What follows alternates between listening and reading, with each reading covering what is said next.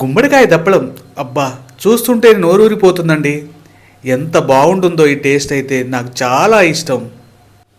ఒకసారి తిన్నారంటే జీవితంలో మర్చిపోలేరు. హాయ్ ఫ్రెండ్స్, అందరికీ నమస్కారం. నేను మీ కుకింగ్ బాబాయ్ని. ఎలా ఉన్నారు? అందరూ బాగున్నారు కదా? ఈరోజు మనం గుమ్మడికాయ పులుసు, అదే దప్పడం అంటారు, దాన్ని చేయబోతున్నాను ఈరోజు. కానీ ఇది ఎంతో టేస్ట్ అయిన అద్భుతమైన వంటకం అండి. ఇది ఒకసారి టేస్ట్ చూశారంటే దీన్ని ఎప్పటికీ గుర్తుంచుకుంటారు. అలా ఉంటుంది దీని టేస్ట్. దీని కాంబినేషన్లో ముద్దపప్పు అండ్ దప్పలం, ఈ రెండు కాంబినేషన్లో తింటే సూపర్ ఉంటుంది. అది ఈరోజు నేను తయారు చేయబోతున్నాను. మీకు నా వీడియో నచ్చితే లైక్ చేయండి, షేర్ చేయండి, అలాగే సబ్స్క్రైబ్ చేయడం మాత్రం మర్చిపోకండి. Thank you. ఈ గుమ్మడికాయ దప్పడానికి 1/2 కిలో గుమ్మడికాయ ముక్కలు, ఆనియన్స్, చింతపండు, బెల్లం, పచ్చిమిర్చి, కొత్తిమీర, కరివేపాకు, ఇవన్నీ ముందుగా రెడీ చేసి పెట్టుకుందాము.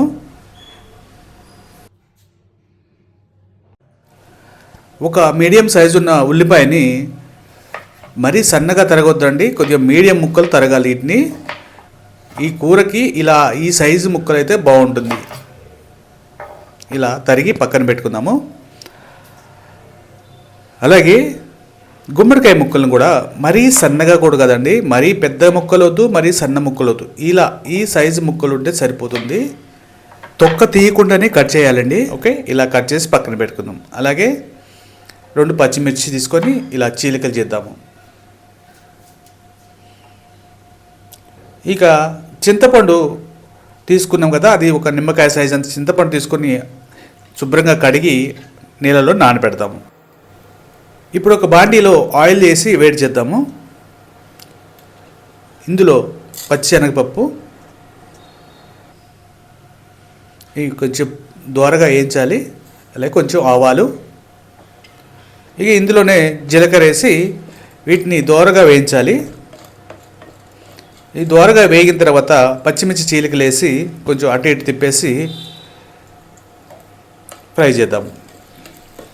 ఇక ఇందులోనే కరివేపాకు వేసి తాలింపు మాడిపోకుండా దోరగా వేయించుకోవాలి. ఇక ఇందులో ఇంగు అండి, చాలా టేస్టీ ఉంటుంది. ఈ ఇంగు వేస్తే ఎంత రుచికరంగా ఉంటుందో ఈ గుమ్మడికాయ దప్పడం. ఇక ఇందులోనే మనం ముందుగా కట్ చేసి పెట్టుకున్న ఉల్లిపాయ ముక్కలు వేసి కలుపుతాం. ఇవి బాగా వేగాలండి. ఇవి బాగా వేగితేనే బాగుంటుంది. కొంచెంసేపు మూత పెట్టి వీటిని బాగా మగ్గనిద్దాము. చూసారా, ఇలా మగ్గాలి. ఇలా మగ్గిన దాంట్లో మనము కోసి పెట్టుకున్న గుమ్మడికాయ ముక్కల్ని ఇందులో వేసేద్దాం. ఒకసారి 2 తిప్పేసి దీన్ని మూత పెట్టి మగ్గనిద్దాం.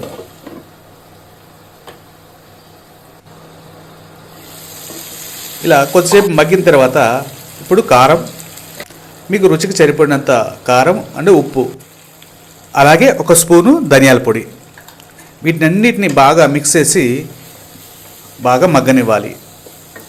ఈ కారం ఉప్పు బాగా దీంట్లో కలిసిపోయి మంచిగా 2 నిమిషాలు అలా ఫ్రై చేయాలి. ఇందులో కొంచెం పసుపు వేసుకోవాలి. పసుపు వేసుకొని కొద్దిసేపు అటు ఇటు తిప్పి మూత పెట్టేద్దాం. ఇవి బాగా మగ్గిన తర్వాత మూత తీసి కొంచెం మాడిపోకుండా అలా ఇలా తిప్పాలి. ఇక ఇందులోనే మనకి ముక్కలు మునిగిపోయేటట్టు నీళ్ళు పోసుకోవాలి. కొద్దిసేపు మూత పెట్టి బాగా ఉడకనిద్దాము. చూసారా, ఒక్క 5 మినిట్స్ తర్వాత చూసుకోవాలి. మీకు రుచికి ఎంత పులుసు అవసరమో చూసుకోవాలన్నమాట. ఇక బాగా ఉడకాలంటే ఇంకొక 5 నిమిషాలు ఉడకనివ్వాలి. ఇలా బాగా మసిలిన తర్వాత అప్పుడు చూసుకోవాలి ముక్క ఉడికిందో లేదో అని. చూసుకొని ఒక ముక్క తీసుకొని మెదిపి చూస్తే మీకు అర్థమవుతుంది. ఒక 60-70% ముక్క ఉడికితే సరిపోతుంది. ఇప్పుడు ఇందులో చింతపండు రసం, ఈ చింతపండు రసం మరీ ఎక్కువ వేస్తే పులుపు అవుతుంది, అందుకంటే మీడియంగా వేసుకోవాలి. ఇక చింతపండు పులుసు వేసి మంచిగా అటు ఇటు కలుపుకొని మూత పెట్టి ఇప్పుడు మరిగించాలండి. ఇక ఇప్పుడు ఈ పులుపు ఈ ముక్కలకు బాగా పట్టాలంటే బాగా మసలాలి. ఇక ఇందులోనే బెల్లం వేసి తిప్పి ఆ బెల్లం కరిగిపోయిందాక తిప్పేసి ఇప్పుడు ముక్కలన్నిటి బాగా ఈ పులుసు పట్టేలాగా ఎంత మరిగితే అంత మంచిదండి. ఇక మూత పెట్టి బాగా మరిగించేద్దాము. ఇక మిగతా 50% ముక్కలు కూడా బాగా ఉడికిపోతాయి.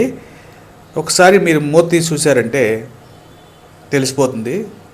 ఇక ఇందులోనే కొంచెం వరిపిండి నీళ్ళలో కొంచెం వేసి జావలా చేసి దాంట్లో కలపాలి. ఎందుకంటే ఈ పులుసు కొద్దిగా గ్రేవీ కాకుండా మంచి దగ్గరగా అవుతుంది. మరి పులుసులా కాకుండా కొంచెం దగ్గర పడుతుంది అనమాట. అలా వేస్తే చాలా టేస్ట్ కూడా బాగుంటుంది.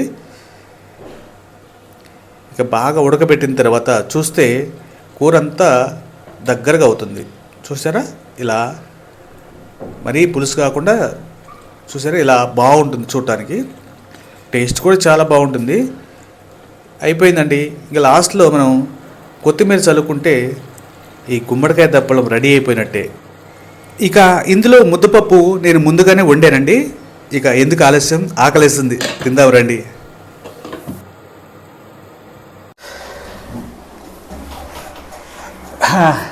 మొత్తానికైతే ఫుల్ ఆకలేస్తుంది. దప్పడం, ముద్దపప్పు అండ్ వేడి వేడి రైస్. ఇది ఎప్పటి నుంచో చేద్దామని చూశానండి. చాలా రోజుల తర్వాత కుదిరింది. చాలా బాగుంటుంది టేస్ట్ ఎలా ఉందో చూసి చెప్తాను. ఆహా, వేడి వేడి రైస్. ఈ దప్పలం నిజంగా ఎవరు కనిపెట్టారో కానండి, ఒక అద్భుతమే. మనిషి అన్నాక దీన్ని ఒక్కసారైనా టేస్ట్ చూడాలండి. అవును, ఇది టేస్ట్ చూస్తేనే దీని విలువ తెలుస్తుంది. వేడి వేడి దప్పడం రెడీ అండ్ ముద్దపప్పు. వావ్, నిజంగా ఎన్ని రోజుల తర్వాత నాకు ఈ అవకాశం వచ్చింది తినడానికి. ఇలా ముద్దపప్పుని ఇలా కలుపుకొని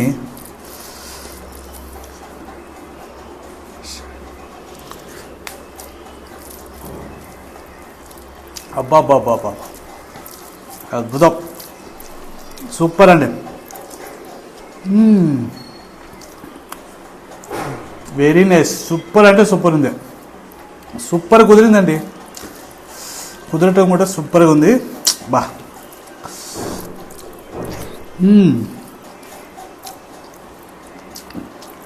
గుమ్మడికాయ ముక్క కూడా అదిరిపోయింది.